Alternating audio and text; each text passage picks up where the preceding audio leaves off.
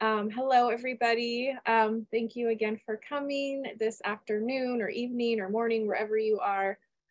Today's presentation is going to be a little different.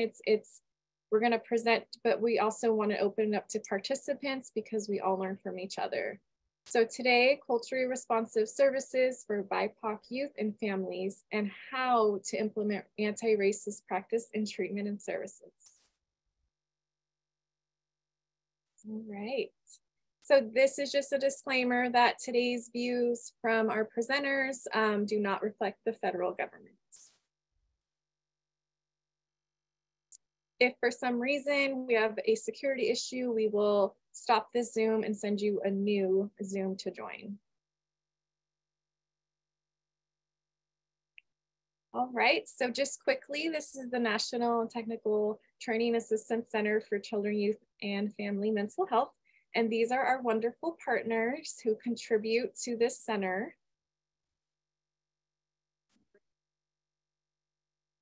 And then our goal is for all youth, young adults, and families to really be able to access evidence-based treatment and recovery service in a well-oriented system of care. Ooh, Washington in the house. That's where I'm located. Okay, so who we serve all of you and all of these fabulous roles that make a difference in the work that we do. And again, our services are free, just like today, yay. So if you need some technical assistance as well, please reach out to us. We have, we'll share our information later on our website, but it's free to you. All right, well, I'm gonna kick us off with a land and virtual acknowledgement this morning before we dive in. Right. Since our activities are shared digitally to the internet, let's also take a moment to consider the legacy of colonization embedded within the technology structures and ways of thinking we use every day. We are using equipment and high-speed internet not available in many Indigenous communities. Even the technologies that are central to much of the art we make leave significant carbon footprints contributing to change in the climate. We just invite you to recognize this and consider your role in reconciliation and allyship.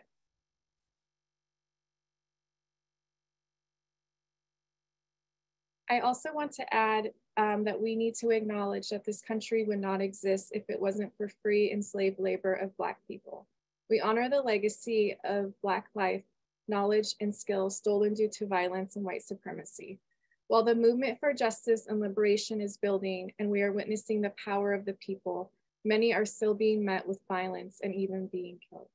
Please join me in a moment of silence in honor of Black and Indigenous ancestors who have passed and who have paved the way for us.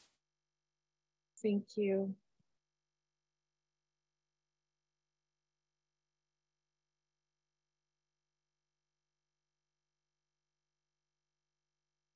Thanks for sharing the space.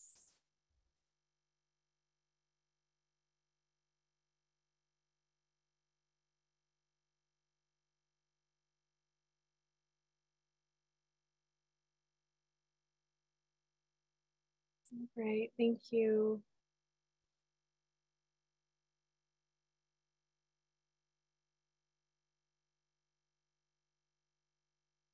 All right, so I think we are ready to get started with today. So today you will have me, which, sorry to introduce myself already. My name is Evelyn Clark. I'm a certified peer counselor. My role here is I work on the NTAC Center and I work for Change Matrix as a change consultant and racial equity trainer. I've done work within systems of care over the last 15 years. Really just this topic is near and dear to my heart, and I know Rush's heart as well, as we dive into how to make services, particularly mental health, more inclusive for BIPOC young people. As we know, there are many barriers and stigmas, and also, unfortunately, racism that happens to BIPOC young people and families within systems of care. And then we have the fabulous Russia Collins, which I'm going to have her introduce herself, if that is okay. Hello, everyone. I'm so excited to see everyone here from all over. It's so exciting to be a part of this important discussion. As Evelyn said, my name is Russia Collins. I am in the beautiful St. Petersburg, Florida. I'm a licensed mental health counselor and a certified child protection professional. I know the credentials look different depending on what state you may be in, but that's what they're called here in Florida. And I am the owner and chief executive officer of Collins Consulting. And that is my counseling and consulting business, where we work really closely with individuals, communities, and programs and systems to ensure that we have equitable outcomes for those involved. So I'm excited to talk about this very important topic today. Thank you. We're so excited to have you. All right. So today's agenda, we already did our virtual land acknowledgement. We're gonna just share a quick video, racism in the mental health system. You know, we talk a lot about how we acknowledge that the criminal justice system is embedded, you know, with racism. And I think something that we are starting to talk about now is the fact that we know that unfortunately there are a lot of biases that lead to pushing out Black and Brown young people into the criminal justice systems. And so we're gonna just talk a little bit about that, and the video will explain that. And then again, we're gonna go into talking a little bit more about Russia's work. And then we're gonna have a platform for all of us to engage in a discussion and Q&A for our guests of honor today.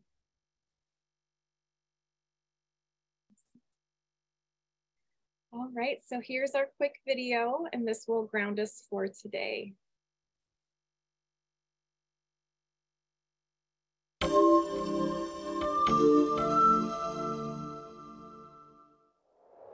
Racism and mental health are connected in many ways. This video will discuss the impact on people and communities who are targets of racism.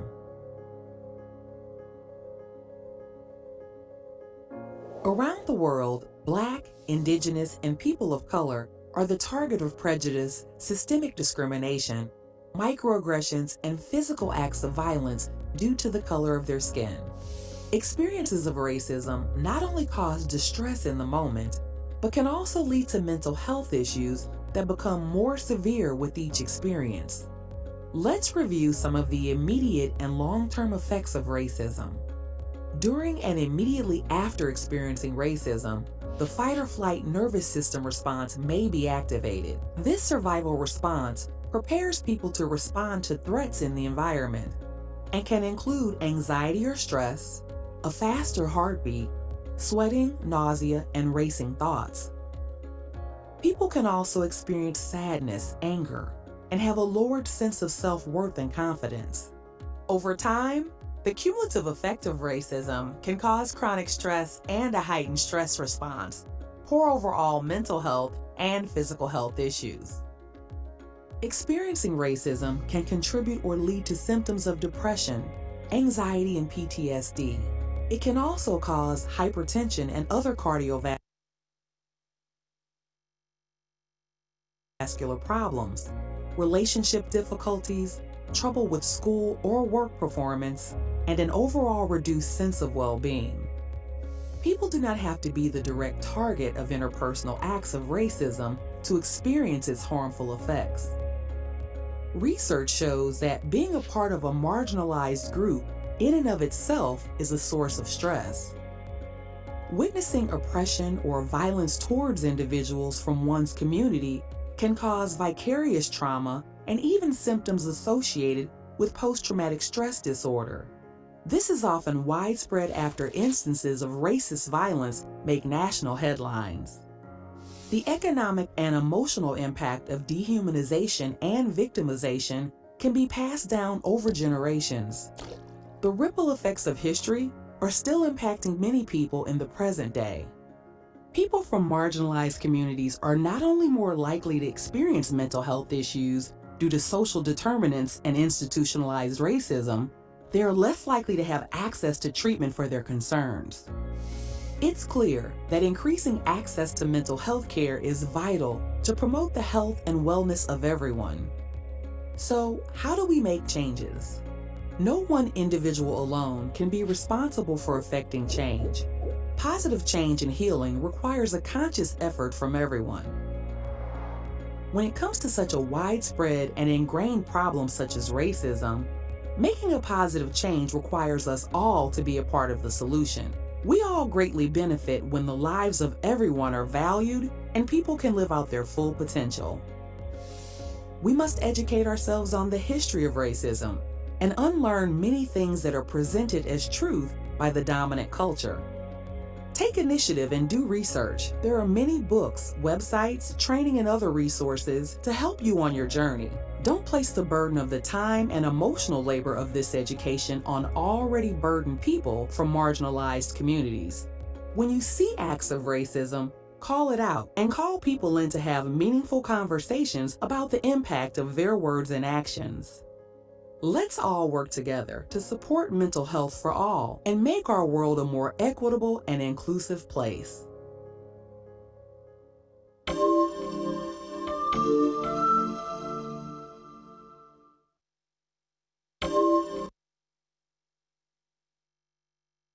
Awesome. Thank you so much. And like I said in the chat, feel free to share your thoughts. If there's something new that you're just kind of really, hearing and thinking about, we would love for your feedback on that as well. And I love the questions. Please definitely hold on to those in a little bit after our guest of honor shares a little bit about her work. Her and I are going to have a quick discussion and then we'll open it up. So again, please welcome our guest of honor, Russia Collins. She's going to dive deeper and just enhance today. Our hope is to enhance and inspire everybody here to take action in this very important topic. Absolutely. So I got a chance to monitor the chat just a little bit as everyone was putting their information in, and I see a lot of different disciplines of the work are present here today. So I'm gonna talk a little bit about my experience, but again, I'd love to hear more about what that looks like in your own career paths and organizations as we get to those questions in the later part of this time. But I'm a military brat. So I spent the majority of my growing up traveling to different countries and states and meeting and learning about all different types of people, right? And so there's so much diversity in the different military sites because people are coming from all over the world and getting to know each other. And so my concept, just growing up as a child of what life would look like outside of the institution of military or the system of the military, I think was skewed from that position because as I grew older and settled in Florida, which is very much South, right?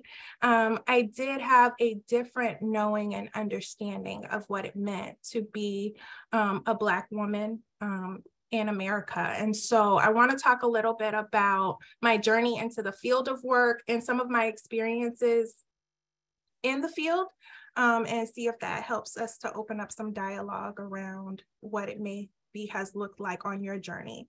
And so I've been working in the child welfare and behavioral health arena for about 16 years. And I didn't grow up thinking that I was going to come into this field. I really had very little kind of close proximity growing up to this particular system of care.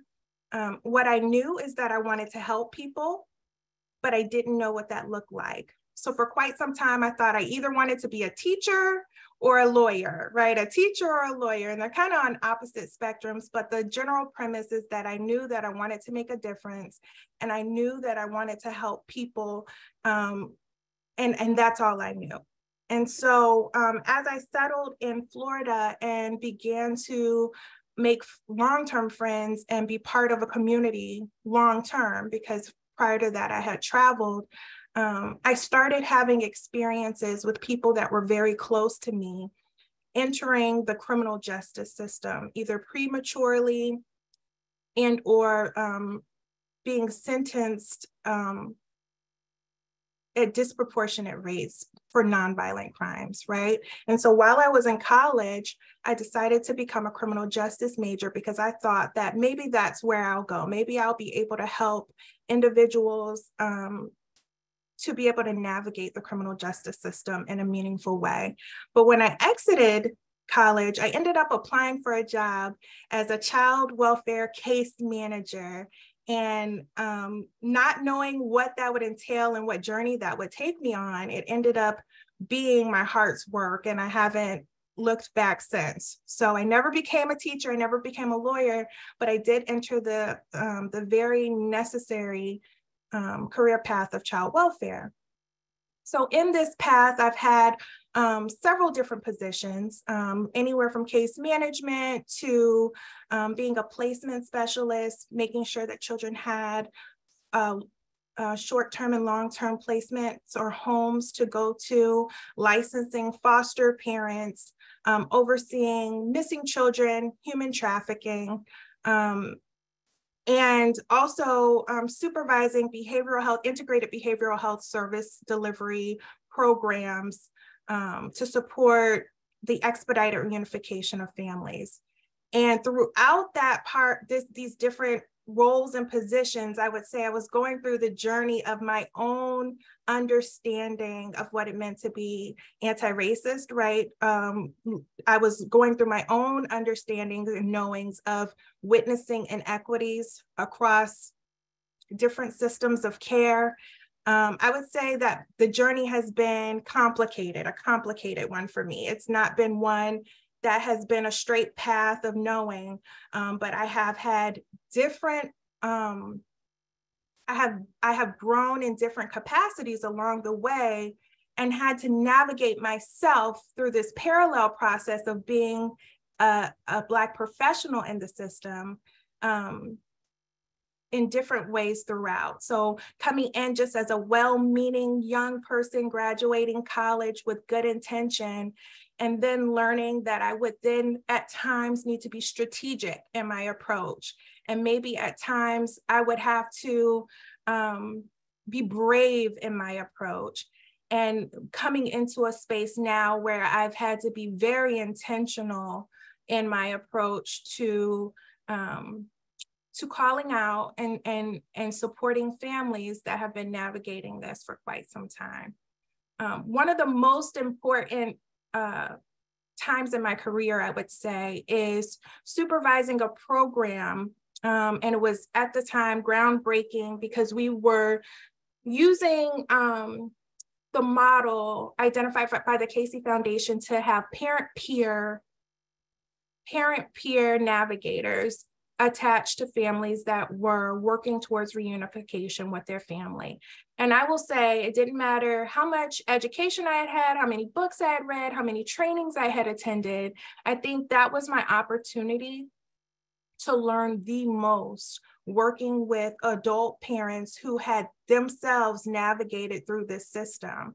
And hearing the resilience and the fight that they had to endure to work through what is already a very hard thing, right? Abuse and neglect, having your child removed, having families separated from each other is challenging and traumatic in itself. But to learn firsthand about some of the additional barriers that families have been challenged with, the additional labels and challenges that children are faced with within the system of care, along with the other systems that intersected, which would be the education system, the criminal justice system, really started to weigh very heavily on my heart. And I remember at that time thinking, when I worked in this organization, I would walk by and I didn't see any faces of color on the leadership wall, right? So there was a wall and all the pictures of the leaders were there. And I remembered calling my mom and saying, maybe it's meant for me to do all that I can to be on that wall. And later I found out, as I got further in my career, that it was not necessarily intended for me to be a leader on that wall, but to identify walls in which I could support the process for BIPOC youth and families in a different way. And so that was one of the very pivotal moments in my career.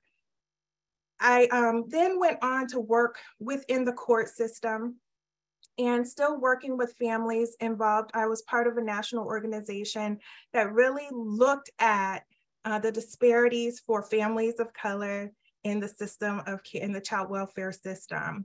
It was a focus of children 0 to 5 and their families, but it was the first time I had been part of an organization that gave permission for me to call a thing, right? It gave me the ability to say, this doesn't feel good.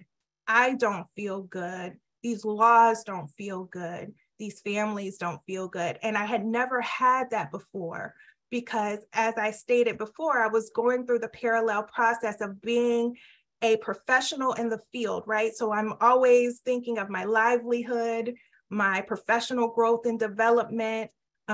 What do the leaders of my organization believe to be true? Will I be challenged? Is this something that can get me in trouble? So the first time in my career, things that I had started to navigate quietly with peers and friends and in community, I was able to say out loud for the first time within the walls of the work. But I was still housed in a courthouse, right? So, I mean, just because I was connected to this organization, there still felt like there were limits on how deep those conversations could go. But I will say, while this was happening, things in the community in our country were happening. And so I love that you pulled up this article, Evelyn. This was something that was on my heart following the death of the murder of George Floyd. And so what it says is, what we know about breathing is that it is a way to release the toxins from our bodies. It gives life to our minds, and like water, it's necessary to sustain us. So what is the result when Black America cannot breathe? What is the risk to our children's health and mental health when there is a constant lack of oxygen? When we cannot breathe life into them because we are in constant fear that it will be taken. And so this was really written because in all of those identities and titles and jobs that I've named, I didn't name that I am a mom, right? And so at this point, I'm raising 2 young Black boys, and I'm watching and witnessing on TV the murder of a man, right? Asking for his mom. And it was through the middle of a pandemic. So we were all there together as this was happening. And so really the majority of my work has been focused on youth and BIPOC youth specifically. And so thinking about the importance of breath and being able to breathe and what that means to our children is really what focused me here. This is my baby, Selah. This is my niece over here in the picture, but I'm talking about my children, but I'm in the moment, I was writing this in regards to all the children in which I served and had served in my career. And so this was a very pivotal moment for me in my journey through that parallel process of being a professional, supporting families in systems of care that weren't necessarily designed to successfully exit them.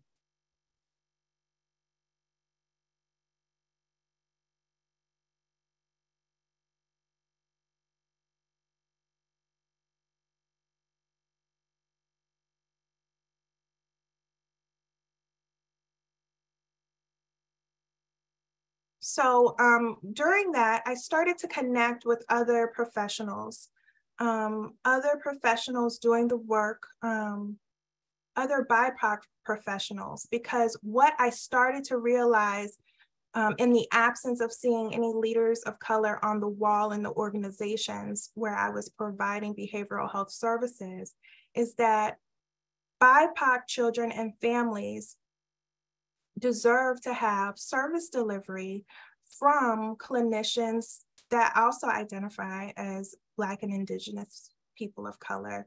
And it's essential that access is a part of that. And so in order to build that, we had to bring together in our community individuals who do the work, who were working diligently in all of these organizations, but for years possibly felt voiceless in being able to make significant change in some of the racist ideas and structural racism that we were seeing within the system of care and within the organizations and policies.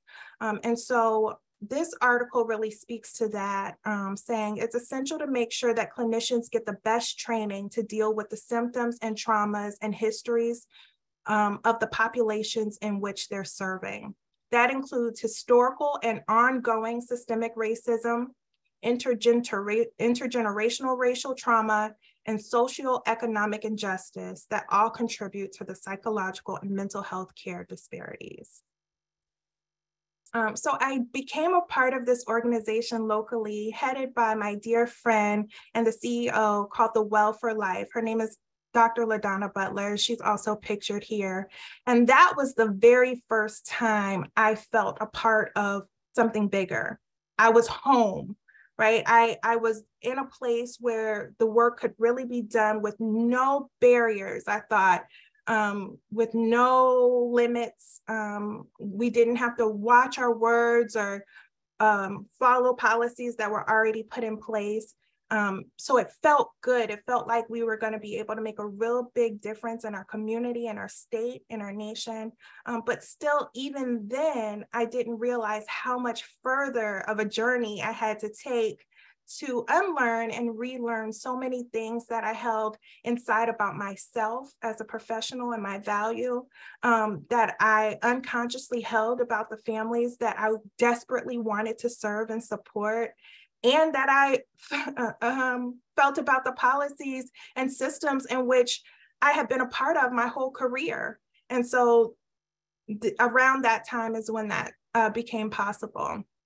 During that, I started seeing a lot of like-minded individuals and thought, well, what can I do? What can I do differently?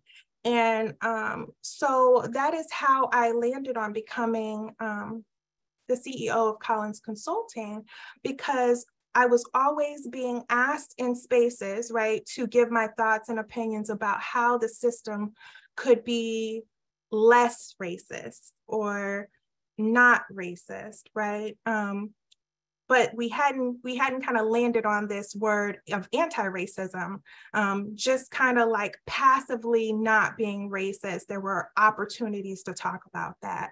And so I thought it was important for me to inform new programs that were going to be receiving dollars to support marginalized communities. Absolutely nice racism. And so, what better way than to be in the room as these proposals and grants were being written, as we think through curriculums and we think through service delivery, and we think about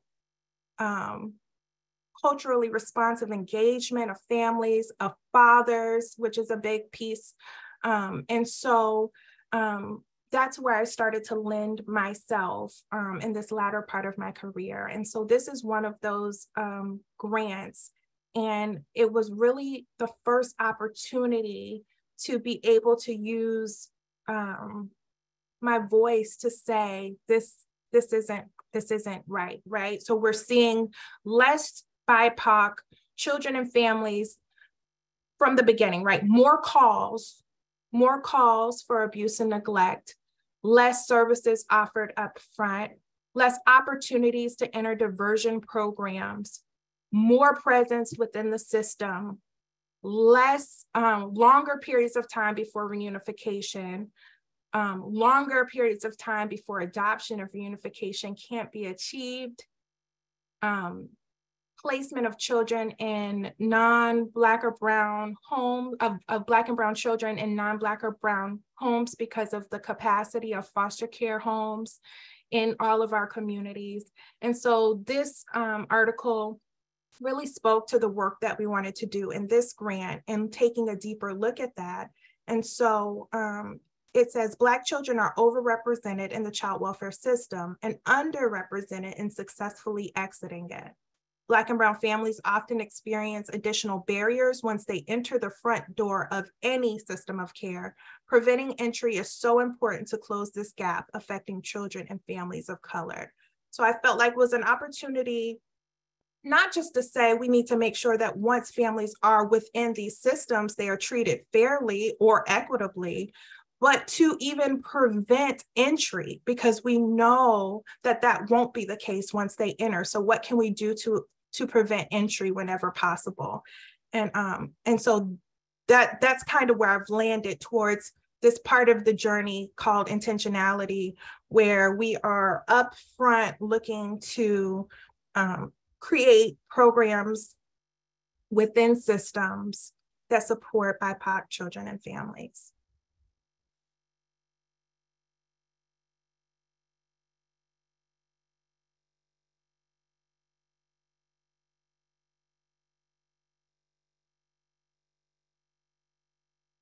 Awesome. Thank you so much, Russia. You just covered like so much in that short amount of time that I see like people are just thanking you, and this information is so, so important. Before we open it up to the participants, I know there's lots of great questions. I just kind of wanted to prompt us a little bit. Again, the work you're doing is so important. And I really, what you said about like, you know, what will it take for me to get up on that leadership wall, right? And then I think a little bit of that, I think what's real that we have to speak to is that particularly, you know, Black and brown workers, you know, or leaders, typically when we do get in those positions, sometimes we're forced to assimilate to those policies, right? And so I love just how you spoke to that and how, you know, you're saying like you're empowering those here today, and so many that like you just got to do it. You just got to do the work and be bold, because if we don't, then who will? You know, who will talk about these topics? So I know you and I kind of have talked about this before, just around how, you know, we know the narrative of Black and brown young people kind of being pushed, you know, school to prison pipeline, all those things that we're all aware of. But there's another population I think that we don't touch on.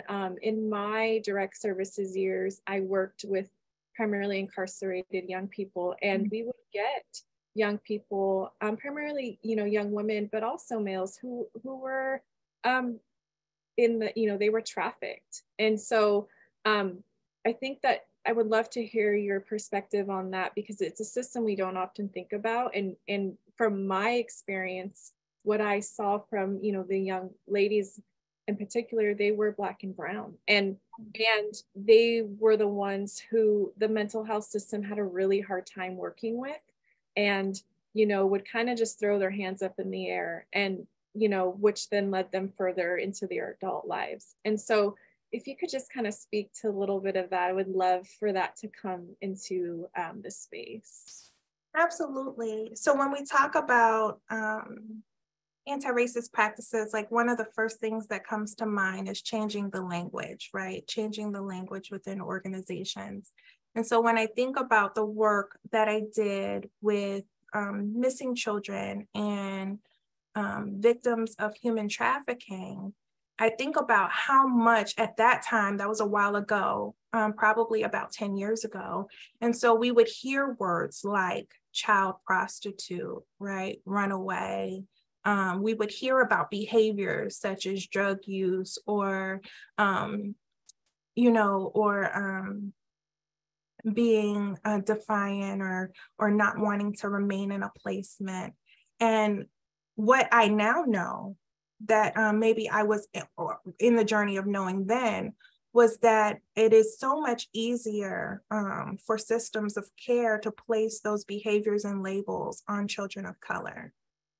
Right. And so these are babies. These are babies that can't be participants in their own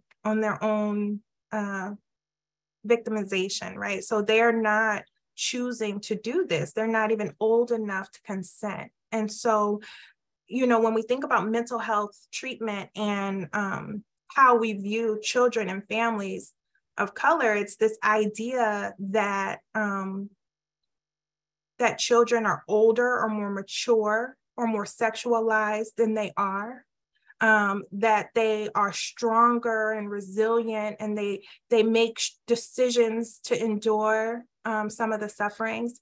And so that was some of the ideas that I would hear in that time in my career. And so really at that time we were working to change the language on making sure that we communicated that these were child victims. But at this time, I can look back and see how many of my babies were Black and brown, and how did that contribute to how hard we looked for them and who we notified and what we thought of the interactions and what we thought of those that they were in unhealthy relationship with, and how those ideas impacted our diligence in the work. And it's sad. It's very sad. Yeah, no, you're absolutely right. Yeah. Well, is there anything else you think we should kind of dive into before we open it up? And I know we have 249 participants on. That's awesome. So, whatever format you feel comfortable with, if we just kind of want to, people want to come off mute or, ask the question in the chat box, we can. But I also would love a dialogue too with participants. So, yeah. Oh, absolutely. So are we thinking about people coming off mute and actually talking? Yeah, that would be great. Yeah, that would be good. Okay. Yeah. I think we can dive right in. Okay, yeah, let's do it. Right, and I know I've not been keeping track of the questions. I see them coming in. But if there's anybody that, wants to come off mute and ask some questions, we would love that, just to engage in some dialogue. There is a good question in the chat box from Hilda. All right, so Hilda, do you want to come off mute, or do you want me to read it? Either way is fine. I can come off mute. Hi, everybody. And so my first question in talking about the importance of changing language, I find that I have a lot of folks that are really resistant to the language changes, especially around gender identity, those kinds of things, never mind any additional language. So I would love a dialogue around how do we move people along this process and really understanding that language is important. I mean, to me, words are powerful, right? Like that's just something that I learned very young. And so I have this passion for, like, as soon as new language arrives, we've got to implement it, use it, but there's so much resistance around that. And, I start to hear a lot of, and I'll date myself here, my generation, a lot of like, oh, that's just PC language, politically correct, for those who are young out there and don't know what that means. But I start to hear like some of that bubble up. And so I'm just looking for some thoughts, ideas, anything that will help me better move folks along that line of understanding how important language is. Absolutely. So thank you for that question, Hilda. And what I would say is that when we think about moving along in language change, I think about the model, the stages of change model, right, in mental health. And so really, as much as we want to move others along in their stage of change, there are some very important steps that they have to go through that we can't navigate for them, right? And so one, I think it's important to recognize, where are they in their stages of change? Do they even recognize that there may be an issue there? Are they in pre-contemplation? Are they thinking about, I mean, I get it, things are changing. I mean, I understand it. I know somebody. Are they in a place where they're starting to think about how it may be impacting them or people that are important to them or people in which they serve? And so, it's really their process. I think that continuing to be faithful to your process and going through the actions that you are going through, and them being able to bear witness to that is powerful in itself, because you are modeling it. I think that, saying it out loud and acknowledging that it's existing is powerful in itself. But realistically, we cannot force change. So it's really going to be identifying where they are in that process and supporting them into the next stage, knowing that there may be times that they waver, they go back and forth with it, because it's pretty heavy to kind of conceptualize all of these different ideas and views. And so I try to lead with grace and setting clear expectations, but really it is going to be their journey and their process, and it looks different for everyone. That's really good. Thank you for that question, Hilda. So we can go to Danielle, and then Penny had a great question in the chat as well.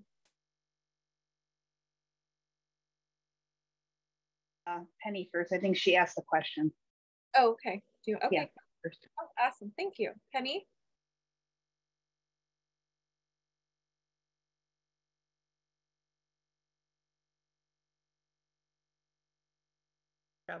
So my question was, when court interaction, so we end in court, if we have forensic evaluators of color, more informed, trauma informed, we have the court, it's more trauma informed, do you think we could get more diversion and in community placements and programs instead of incarceration? I'm really big on can we start doing some rehabilitation instead of incarceration? So is there a way that you think we could start working at that level with the forensic evaluators to do more diversion? I think that's a great question.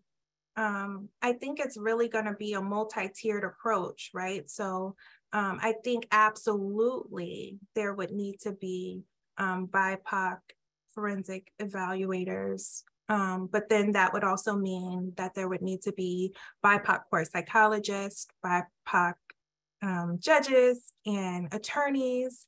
I think representation in all spaces is going to be important. And I noticed in your question in the chat, you recognize that if it is not a Black or Indigenous person of color, then that person not only to being BIPOC, but being informed and trained in BIPOC trauma is important. And I do agree. I think that from every level, we will need to kind of relearn and re-educate and make sure that we have presence and persistence along the course of the field, so that we can be challenging ideas along the way, so that some of those cultural norms are brought into the decision-making. Some of the abilities to engage families is because how many times within court, I did some work, as I stated before, within the court.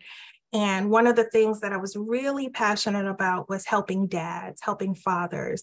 And so the presence of fathers, especially fathers of color, involved in the child welfare cases is not as large as it should be when we look at the number of children that are represented.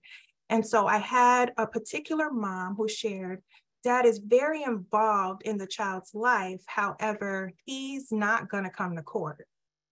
And so me being good intentions, well-meaning, said, well, maybe I could call him, right? Maybe I can let him know how important he is in his child's life, how important he would be, his presence would be to show up to court. And so I had several offline conversations with him, and I felt like I had built wonderful rapport. So well-meaning me felt really good. Dad was going to show up to court, and we were going to be able to talk to him about how he could reunify or support mom in reunifying with his baby. And this is, you know, we took that extra step and engaged a dad. So I thought, but he showed up in court. And what I didn't recognize until that day is that as a well-meaning individual, I could only do so much, but the policies and the laws already existed, right? And so he was hit with his past criminal history. He was hit with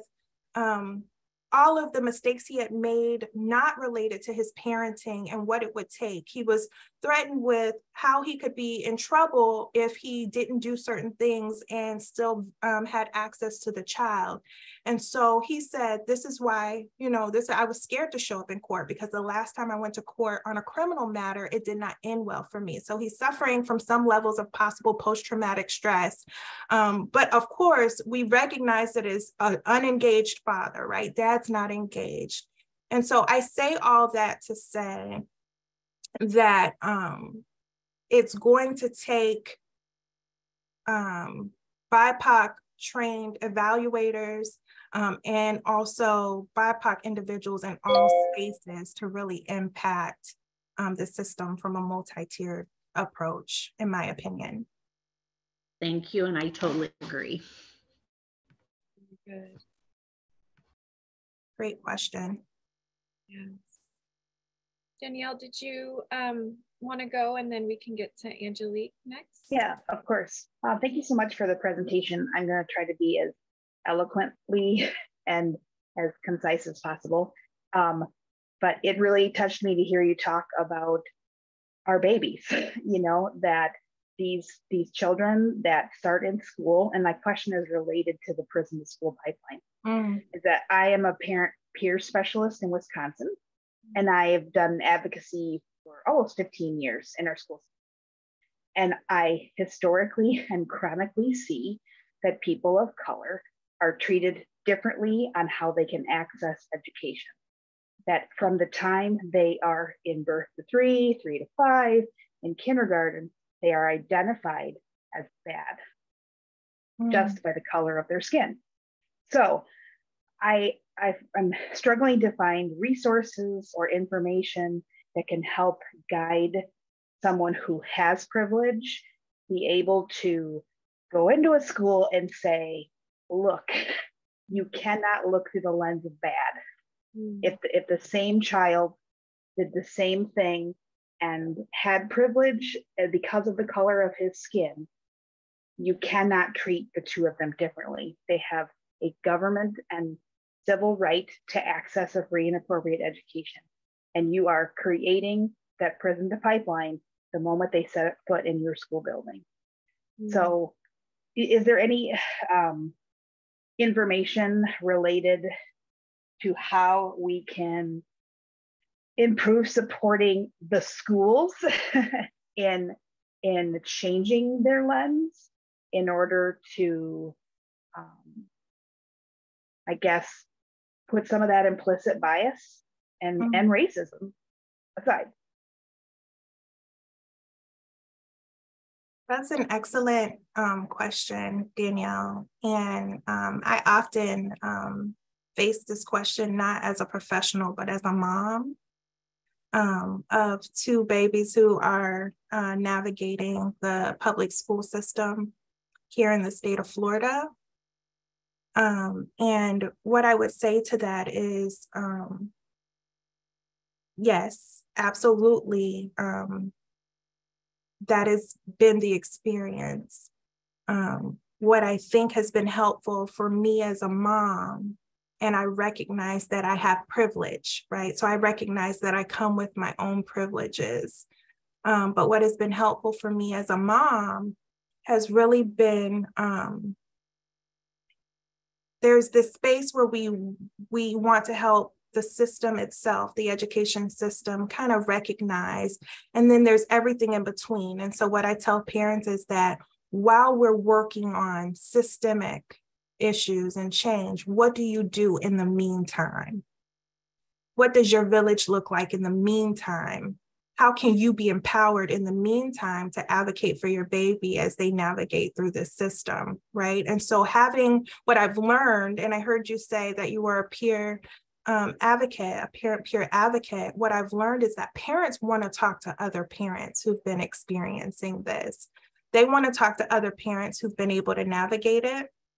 And so I think that because it's such a big issue, because we're talking about individual bias of individual teachers, as well as individual communities, schools, and then the structural piece of the education system and the school system and the school to prison pipeline and all of that being, you know, a larger issue. I think in the meantime, what we can do is empower families within themselves and within their communities to educate themselves on the process and the resources available to them, that we can show up at the table with them when discussions are being had about their child's behavior and not recognizing that there may be a larger need or mental health diagnoses. So supporting them at the actual table when they're there for those meetings, that can be very intimidating to a parent who's wanting to have their child. I saw in the chat, I hate the word non-compliant, but when you go to the school meetings, the word is comply, right? To having your child comply. And so I think it starts there. I think it starts with empowering the parents while we are working as the professionals trying to change the larger system, because there's all this space in the meantime, and children are needing to be able to navigate during that time. But I do absolutely agree.